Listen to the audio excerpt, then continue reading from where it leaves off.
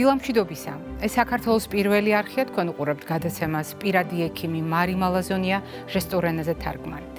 თქვენ შეხსენებაც არ გჭირდებათ, რომ ჩვენ ადამიანზე ვსაუბრობთ. საუბრობთ ადამიანზე, როგორც ყველაზე მნიშვნელოვან ღირებულებაზე ნებისმიერ საზოგადოებაში და ვსაუბრობთ ადამიანზე მისი ფიზიკური, მენტალური და სოციალური კეთილდღეობის ჭრილში. ანუ ჩვენ საუბრობთ ჯანმრთელობაზე და ძალიან კარგად ვიცით, თუ ხელი ან ფეხი არ მტკივა, ეს ჯერ კიდევ არ ნიშნავს იმას, რომ ჯანმრთელი ვარ.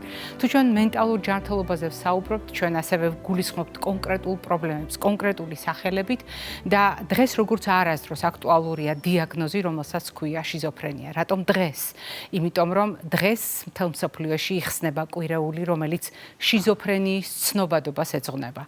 და ეს ყველაფერი არის გარკვეულწილად შემზადება საზოგადოების იმისათვის, რომ 24 მაისს მთელმა მსოფლიომ შიზოფრენიის საერთაშორისო დღე აღნიშნოს. ნიშნავს თუ არა ამგვარი თარიღების დასახელება იმას, რომ შიზოფრენიაზე მხოლოდ წელიწადში ერთხელ დავფიქრდეთ და მსგავს პრობლემებზე მხოლოდ წელიწადში ერთი დღე გამოვყოთ სასაუბროთ. რასაკვირველია არა, მაგრამ ასეთი თარიღი ყოველთვის არის კარგი საბაბი იმისთვის, რომ გავამთლიანოთ ცოდნა, რაც მოცემული მომენტისთვის აქვს მტკიცებით მედიცინას და მოვუსმინოთ ადამიანებს, რომელთა ყოველდღიური საქმიანობა სწორედ ამ პრობლემებთან ურთიერთობას ეძღვნება, პროფესიულ შეფასებას ეძღვნება და სწორედ ამ ადამიანების გამოცდილება ხშირად გვეხმარება იმაში, რომ ფართო საზოგადოებას გაუზიაროთ მთავარი სათქმელი. დღეს ჩვენი გადაცემის სტუმარი გახლავთ ჩვენი გადაცემის მეგობარი, რომელსაც თქვენ ძალიან კარგად იცნობთ, იგი გახლავთ თბილისის სახელმწიფო უნივერსიტეტის პროფესორი, ექიმი, ფსიქიატრი ქალბატონი ნინო ოკრიბელაშვილი. ქალბატონი ნინო, მოგბრძანდით. დილამშვიდობისა. დილამშვიდობისა და მადლობა მოწვევისთვის. განსაკუთრებით მნიშვნელოვანია სწორედ ცნობადობის ამაღლების სტრატეგიები ზოგადად ფსიქიკურ ჯანმრთელობასთან მიმართებაში.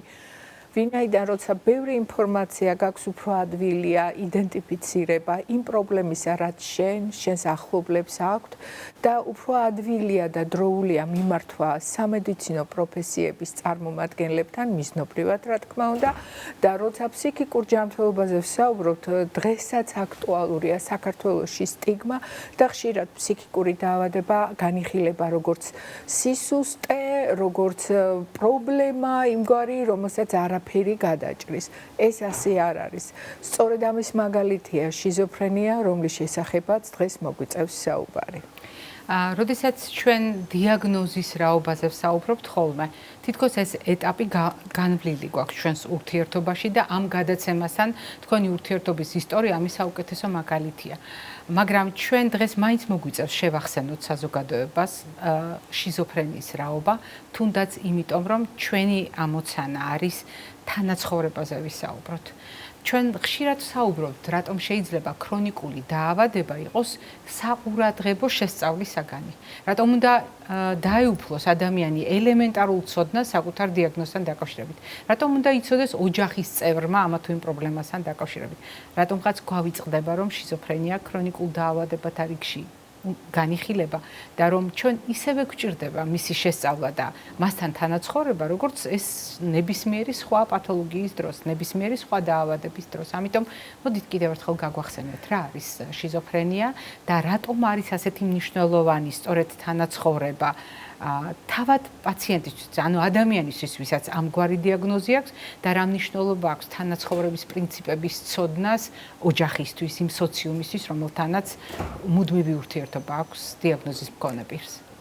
ზოგადად შიზოფრენია როგორც ერთ-ერთი ყველაზე კარგად და ყველაზე საუკეთესო მაგალითია იმის, კარგად შესწავლილი და საუკეთესო მაგალითია იმის, რომ როდესაც იცი სიმპტომები, მართვა გაცილებით უფრო ადვილია. როდესაც იცი სიმპტომები, იდენტიფიკაცია პრობლემის უფრო ადვილია. ანუ უფრო ადვილად აღმოაჩენ, რომ ადამიანი, რომელიც შენს გვერდითაა, განსხვავდება შენგან და ეს განსხვავება არ არის გამოწვეული იმით, რომ მას სხვაგვარი თვალისფერი აქვს. ეს განსხვავება ეხება აზროვნების სტილს. ეს განსხვავება ეხება აღქმას, განსაკუთრებულ აღქმას. თუმცა აქაც თავი შემიძლია გარკვეულწილად შევიკავოთ, თქვა რომ როდესაც ადამიანს ესმის რაღაც ხმა გარემოში და ეს იყოს კარდინალური ნიშანი შიზოფრენიის. არამც და არამც. ისეთი დრამატული სიმპტომატიკა, რომელიც ერთმნიშვნელოვნად ითვლებოდა, რომ არის აი კურჩნაიდერის პირველი რიგი სიმპტომები, როგორიცაა სხეულზე ზემოქმედების განცდა, აღმოჩნდა, რომ არაფრით არ არის შემოსაზღვრული მხოლოდ შიზოფრენიის ფარგლებში. ამიტომ დიაგნოსტიკას, ჰიპერდიაგნოსტიკას, მოსახლეობას მივცემთ ამის საშუალებას, რომ ერთმანეთს მიაწერონ დიაგნოზები, უფრო ჯობს, რომ თუ შევამჩნევთ, რომ ჩვენს ახლობლებს აქვს განსხვავებული სააზროვნო პროცესები, გაძლიერებული შიშის განცდა, უცნაური აღქმები, უცნაური გამონათქვამები და რაც მთავარია, შესაბამისად მიმართავს იზოლაციას, უინტერესოა, თავის თავში იკეტება, აუცილებელია დროულად მიმართოთ ექიმს და ამ დიაგნოსტიკას შემდეგ შესაბამისი სპეციალობის წარმომადგენელი ნამდვილად გააკეთებს. ოჯახის ექიმებსაც კი დღეს აქვს საკმაოდ კარგი გამოცდილება იმისა, რომ მიზნობრივად გადაამისამართონ პაციენტები იმ შემთხვევაში, როდესაც ფსიქიკური ჯანმრთელობის პრობლემასთან და მათ შორის შიზოფრენიასთან გვაქვს საქმე. იყო ესეთი გამონათქვამი, როდესაც ცნობილი ულისეს ავტორმა, რომლის ქალიშვილსაც დიაგნოზი შიზოფრენია ჰქონდა, თქვა, რომ შიზოფრენია არის ერთ-ერთი ყველაზე უცნობი მედიცინისთვის, მაგრამ ყველაზე ცნობილი პრობლემა საზოგადოებისთვის. და რატომ საზოგადოებისთვის? იმიტომ რომ სწორედ საზოგადოება ხედავს ფუნქციურ ცვლილებებს ადამიანში. კარგავს ადამიანი გარკვეულ უნარებს, ურთიერთობებს და ასე შემდეგ, თუმცა აქვე უნდა ვთქვათ, რომ ისტორია, ადამიანების განვითარების ისტორია გვაჩვენებს, რომ არიან ძალიან ცნობილი და წარმატებული შეიძლება ვთქვათ გენიოსებიც კი, მაგალითად ნეში, რომელიც იყო ნობელის პრემიის ლაურეატი, არაჩვეულებრივი მხატვრები, შემოქმედები, რომელთა დიაგნოზი არ გახდა გარკვეული ფატალური გამოსავლის მანიშნებელი, არამედ პირიქით მათ შეძლეს საკუთარი თავის პოვნა სწორედ შემოქმედებაში და ამიტომ დიაგნოზი არ არის განაჩენი. დიაგნოზი არ აკარგინებს ნიჭებს. დიაგნოზი ზღუდავს ფუნქციონირებას და სწორედ ადრეულ ეტაპზე დასმული დიაგნოზი, ადრეული ინტერვენციები შემთხვევათა 70-75%-ში იძლევა საშუალებას, რომ ადამიანი სრულფასოვანი დაუბრუნდეს გარე სამყაროს თავის ოჯახს და შეასრულოს ფუნქციები. თუმცა თქვენ მართალი ხართ. ოჯახმა უნდა იცოდეს, რომ არსებობს პრობლემა და ამ პრობლემასთან გამკლავებისთვის ძალიან მჭიდრო თანამშრომლობაა საჭირო სოციალურ სერვისებთან, ადამიანებთან, რომლებიც მულტიდისციპლინური პრინციპით მიმართავენ და მართავენ კონკრეტული დაავადების დაუშვათ ხვალინდელ დღეს, ანუ case შემთხვევას და ეს რაში მდგომარეობს? ის რომ აუცილებელია ინფორმირება, აუცილებელია განათლების, ცოდნის მიწოდება იმ პრობლემებზე, თუ რას უნდა მოველოდოთ, რომ არ დავადანაშაულოთ ექიმები, თუნდაც წამლების გვერდით ეფექტებში. ყველა ინდივიდს თავისი მოქმედების თავისებურება აქვს. რატომ? იმიტომ რომ აი თვითონ შიზოფრენია რომ ავიღოთ და ბევრი მისვავს კითხვას, საიდან იწყება, რა არის მიზეზი იმისა, რომ დაავადება განვითარდეს. ვინაიდან საზოგადოებისთვის ვსაუბრობ, ეს არ არის ერთ-ერთი მიზეზი. ანუ უნივერსალური ფაქტორი არ არის რა თქმა უნდა, არ არსებობს. ესაა კლასიკური ბიოლოგიური, ფსიქოლოგიური და კლასიკური სოციალური ინტერაქციის შედეგი. ამიტომ არის, როდესაც ჩვენ ვსაუბრობთ შიზოფრენიის გამომწვევ მიზეზებზე, ჩვენ ვერ ვამბობთ ერთ რომელიმე კონკრეტულ, თუნდაც გენეტიკურ პრედისპოზიციას, ანუ წინასწარ განწყობას დაავადების მიმართ, რომელსაც აუცილებლად უნდა დაემატოს სოციალური პრობლემები, ტრავმები, შეიძლება ეს გახდეს ტრიგერი, ანუ გამომწვევი მექანიზმი, ანუ გამშვები მექანიზმი გახდეს ნარკოტიკის მოხმარება. ამიტომ ამიტომ ეს ყველაფერი არის ურთიერთგადაჯაჭვული პროცესები, რომელიც საბოლოო ჯამში ტვინის ბიოქიმიის ცვლილებას იწვევს. დღეს არსებული ცოდნითა და გამოცდილების შესაბამისად, ჩვენ შეიძლება ვთქვათ, რომ სწორედ აი ამ სამი ძირითადი მადგენელის ადამიანის, როგორც თქვენ ცით ხოლმე, ადამიანია ჩვენი საუბრის ძირითადი თემა. და ამ ადამიანის სამი განზომილება ბიოლოგიური, ფსიქოლოგიური და სოციალური სამივე ჟღერადია ამ დაავადების აღმოცენებაში. ქალბატონო ნინო, თქვენ ძალიან დელიკატურად, თქვენთვის ჩვეული დელიკატურობით აუარეთ გვერდი კონკრეტული სიმპტომების დასახელებას და ეს არის სრულიად გამართლებული განსაკუთრებით იმის გათვალისწინებით, რა ფრაზებით უძღოდათ თქვენ მიერ ნათქვამი სტიგმატიზაციასთან დაკავშირებით. იმასთან დაკავშირებით, რომ საზოგადოება ზოგჯერ უნებურად, ზოგჯერ გააზრებულად დიაგნოზებს მიაწერს კონკრეტულ ადამიანებს ასოციაციით კონკრეტულ სიმპტომებთან. ესეც გასაგებია და ესეც რაღაცნაირად დამკვიდრებულია ჩვენ საზოგადოებაში. თუმცა, როდესაც მე ხაზი გავუსვით თქვენთვის ჩვეული დელიკატურობით, რატომ გამოტოვეთ ამ სიმპტომების ჩამოთვლა? არა იმიტომ, რომ ვერ ჩამოთვლიდით, არამედ იმიტომ, რომ საჯაროდ ფართო საზოგადოებისთვის საუბარში ამ სიმპტომების ხაზგასმა სწორედ სტიგმატიზაციის და მსგავსი შეცდომების თავიდან აცილებისათვის იყო გათვლილი და არ უნდა იყოს წახალისებული არასდროს მსგავსი ქცევა, მაგრამ არის მეორე საკითხი, რომელიც სრულიად ბუნებრივად აწუხებს ყველა იმ ადამიანს, ვისაც ეს დიაგნოზი სმენია, ვისაც ნეშის ექვილიბრიუმი წაუკითხავს, ვისაც მაგალითად აქვს ყოველდღიური ურთიერთობა ოჯახის შიგნით მსგავსი დიაგნოზის ადამიანთან, ან მეზობელი ყავს მსგავსი დიაგნოზით. მას უჩნდება კითხვა, როდის ვლინდება პირველად ეს პრობლემა? აქვს თუ არა მას თავისი საყვარელი ასაკი, მოდით ასე დავარქვათ, იმიტომ რომ ერთ-ერთი მაყურებლის კითხვა თავის დროზე მე ძალიან კარგად მახსოვს, სწორედ ასე ჟღერდა, საყვარელი ასაკი აქვს თუ არა, იმიტომ რომ ყველა დაავადებისთვის არის ოპტიმალური პერიოდი და ამ კითხვათა შორის არის კიდევ ერთი ძალიან საინტერესო, რამდენად მნიშვნელოვანი შეიძლება იყოს ჰორმონული ცვლილებები, რომელიც ასაკობრივად მიმდინარეობს და შეიძლება თუ არა ასეთი ცვლილებების ფაზა აღმოჩნდეს ზუსტად ის საყვარელი პერიოდი. ძალიან კარგი კითხვა ასაკთან მიმართებაში, იმიტომ რომ პრინციპში შიზოფრენიას აქვს ორი საყვარელი ასაკი და გენდერული პროფილი გააჩნია.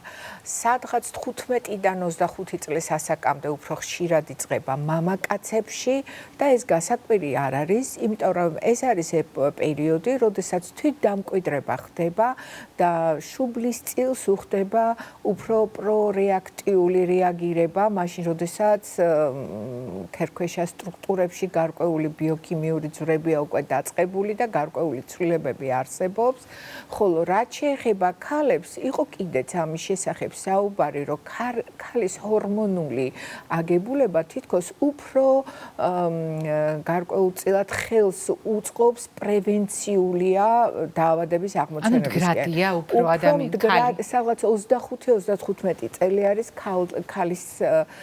ქალის პერიოდი, როდესაც ხშირ შემთხვევაში ამ დროს მას სწორედაც რომ მოთავებული აქვს, ესე ვთქვათ, ბიოლოგიური აქტიურობა იმ თვალსაზრისით, რომ შვილების შთამომავლობის უკვე მოცემა უკვე შეუძლია და დასრულებულია. მაშინ, როდესაც ახალგაზრდა მამაკაცებში უფრო ადრე იწყება. ამიტომ არის ხოლმე, რომ მამაკაცებში დაწყებული შიზოფრენია განსაკუთრებით ნაადრევ ასაკში ხელს უშლის მათ, რომ შექმნან ოჯახი, რაც ასეთი მნიშვნელოვანი მხარდამჭერი მექანიზმია და მხოლოდ დედისა და მამის პასუხისმგებლობაში არ მოხდეს ამ პრობლემის მოქცევა. არამედ, დაუშვათ, მეგობარი ქალი როცა ყავს, მეგობარი ოჯახი როგორც მხარდამჭერი ამ შემთხვევაში კიდევ ერთხელ აჩვენებს თუ როგორი მნიშვნელოვანია დაავადების, ასე ვთქვათ, დადებითი პროგნოზირებისთვის.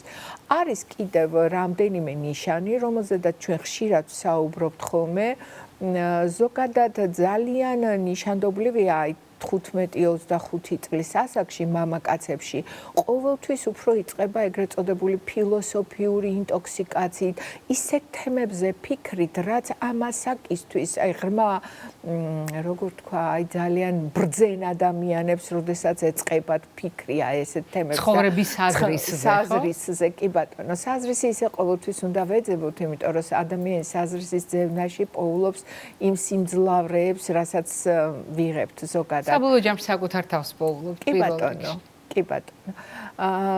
მაგრამ აქ მინდა ხაზი გაუსვა ერთ მომენტს, რომ ამ პერიოდში, აი 15-25 წლის ასაკში ბიჭებში განსაკუთრებით ყურადღება უნდა მივაქციოთ მისი ინტერესების ცვლილებას. ჩაკეტილობა ხომ არ წამოვიდა.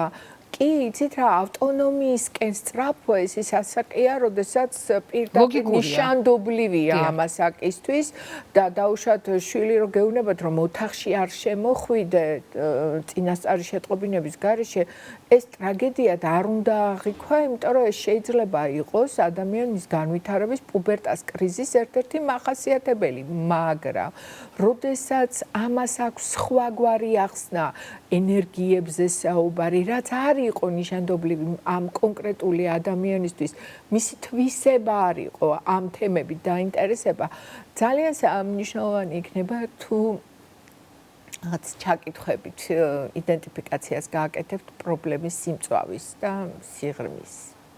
რაც შეეხება ქალებს, როგორც უკვე აღნიშნე, 25-35 წელია უპირატესად და ამ შემთხვევაში სხვა შორის აფექტური სიმპტომატიკა ხანდახან უფრო მეტად მოდის წინ. შეიძლება ის გუნებგანწყობის ცვლილებები ჭირვეულობით წამოვიდეს, მაგრამ აზრობრივი კომპონენტი თუ არ არის გამოხატული, როგორც აბოდვითი იდეები, ჰალუცინაციური ჩართვები, რომელიც განსაკუთრებული ტიპისა, არა ყველა ხმა არის პრობლემა, რამაც განსაკუთრებული, როდესაც ეს ზემოქმედების განცდა, გახსნილობის განცდა, აზრების გადაცემის განცდა და ასე შემდეგ, ყოველთვის ცოტა ყურადღებით უნდა ვიყოთ ამ გამონათქვამებთან.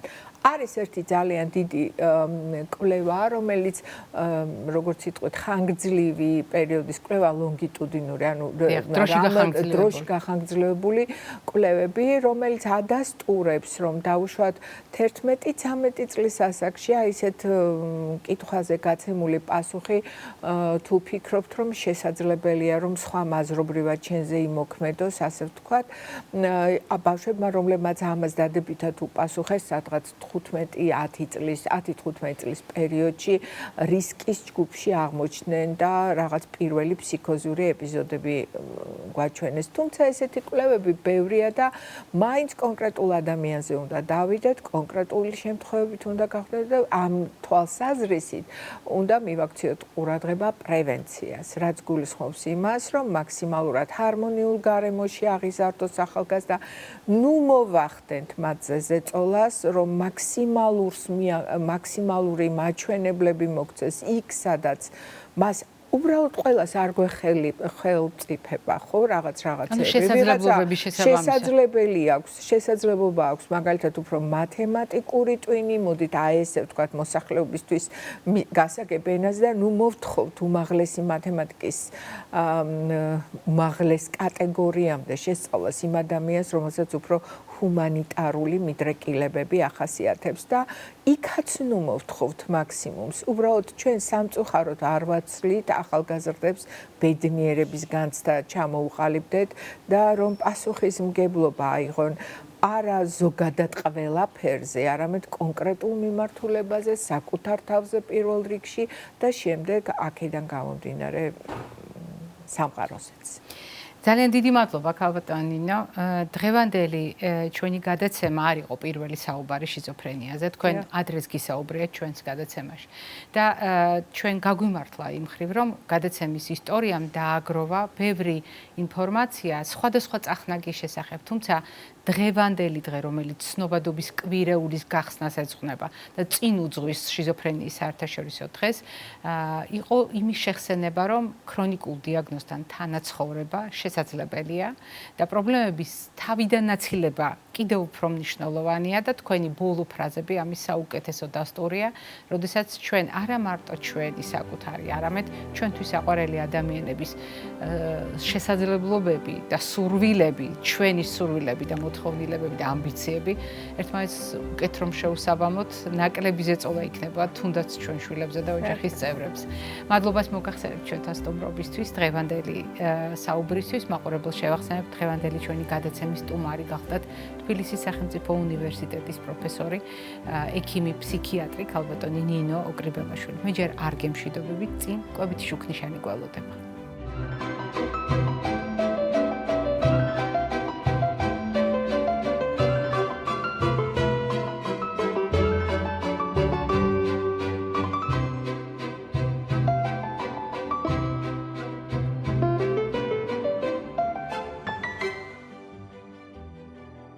როდესაც კვებით შუქნიშანზე ვსაუბრობთ, მე ტრადიციულად ძალიან ბევრი რამ მაქვს ხოლმე სათქმელი, რომელიც კონკრეტულ დაავადებას, კონკრეტულ პრობლემას უკავშირდება და კვებით რეკომენდაციას მაქსიმალურად ვამჭიდროებ, მაქსიმალურად ვკვეთს იმისთვის, რომ თავარი გზავნილები მოვიტანო თქვენამდე.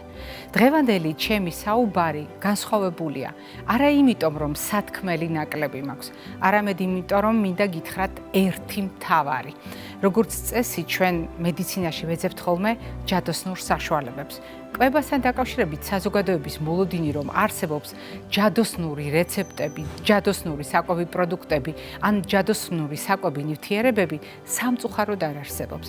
არ არსებობს ყველასათვის ერთნაირად სარგო, ან ყველასათვის ერთნაირად უკიდურესად საზიანო პროდუქტი. ხშირ შემთხვევაში ჩვენ გვჭირდება ამ პროდუქტების კარგად გააზრება ადამიანის ინდივიდუალურ მონაცემებთან ერთად. და ეს ცოდნა განსაკუთრებით საპასუხისმგებლოა მაშინ, როდესაც მენტალურ ჯანმრთელობაზე ვსაუბრობთ. მაშინ, როდესაც ვსაუბრობთ დიაგნოზზე სახელად შიზოფრენია. არაერთი კითხვა არსებობს იმასთან დაკავშირებით, რატომ არ შეიძლება ერთი კონკრეტული კვების მოდელი გამოვიყენოთ შიზოფრენიის თავიდან ასაცილებლად, ან შიზოფრენიის უკეთ მართვისთვის. სამწუხაროდ, როდესაც ჩვენ ვსაუბრობთ საზოგადოების ინფორმირებაზე, საზოგადოებას არ აქვს საკმარისი დეტალური ცოდნა ამ ფაქტთან დაკავშირებით და ამიტომ მე კიდევ ერთხელ დაუბრუნდები ამ თემას. თუ ჩვენ ვსაუბრობთ მენტალურ ჯანმრთელობაზე, ჩვენ გვაქვს საერთო ცოდნა, რომელიც შეგვიძლია ყველა შემთხვევაში გავაზიაროთ და ეს ცოდნა გულისხმობს ყველა იმ საკვები პროდუქტის გამოყენებას პროფილაქტიკურად, რომელიც ტვინის და მთლიანი ორგანიზმის ჯანმრთელობას წაადგება და უშუალო დიაგნოზის შემთხვევაში ყველა იმ პროდუქტის გამოყენებას, რომელიც ტვინის და ზოგადად ორგანიზმის ჯანმრთელობას წაადგება. და თუ საუბრობთ კონკრეტულ რეკომენდაციაზე, ასეთი ერთადერთი დიეტა, ერთადერთი კვების მოდელი, რომელიც მხოლოდ ამ დიაგნოზს მოერგებოდა, არ უნდა მოვძებნოთ და ყველაზე კარგი გადაწყვეტილება იქნება ავირჩიოთ კვების მოდელი, რომელსაც ქვია დაბალანსებული. რატომ? ჩვენ შევთანხმდით, რომ ჯანსაღი კვება, რაციონალური კვება, დაბალანსებული კვება, გონივრული კვება და ასე შემდეგ უამრავი სინონიმით ეს ტერმინი გულისხმობს ორგანიზმის ადეკვატურ უზრუნველყოფას ენერგიით, საკვები ნივთიერებებით. როდესაც საკვების მიღება სწორად არის განაწილებული დროში, განსაზღვრულია ულუფა და ძალიან სწორად არის შერჩეული რაციონი. რას ნიშნავს სწორად შერჩევა? სწორად შერჩევა ნიშნავს იმას, რომ ორგანიზმისთვის საჭირო ყველა საკვები ნივთიერება უნდა იყოს გათვალისწინებული კვების მოდელში. მაგრამ ასეთ შემთხვევაში განსაკუთრებით მნიშვნელოვანია თავის ტვინის ჯანმრთელობისთვის საჭირო ნივთიერებები, მაგალითად ცილები, მაგალითად აუცილებელი ცხიმოვანი მჟავები, აუცილებელი ვიტამინები, მაგალითად B ჯგუფიდან C ვიტამინი, D ვიტამინი, E ვიტამინი და ასე შემდეგ. განსაკუთრებით მნიშვნელოვანია მინერალების სწორი ბალანსი, როდესაც ჩვენ ვაფასებთ რკინის, თუთიის, მაგნიუმის და მრავალი სხვა ელემენტის შემცველობას ჩვენს ორგანიზმში.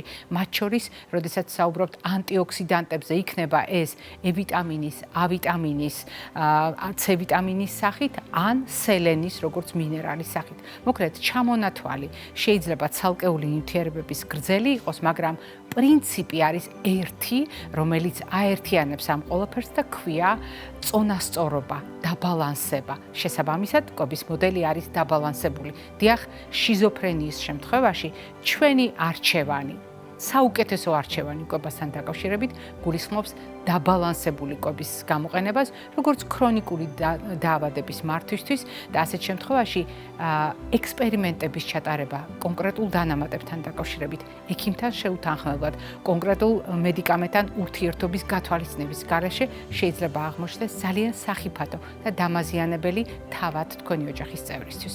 ეს იყო დღევანდელი ჩვენი რეკომენდაციები, დღევანდელი ჩვენი კვებითი შუქნიშანი. მე გემშვიდობებით ტრადიციულად ჯანმრთელობას და დღეგრძელობას გისურვებთ.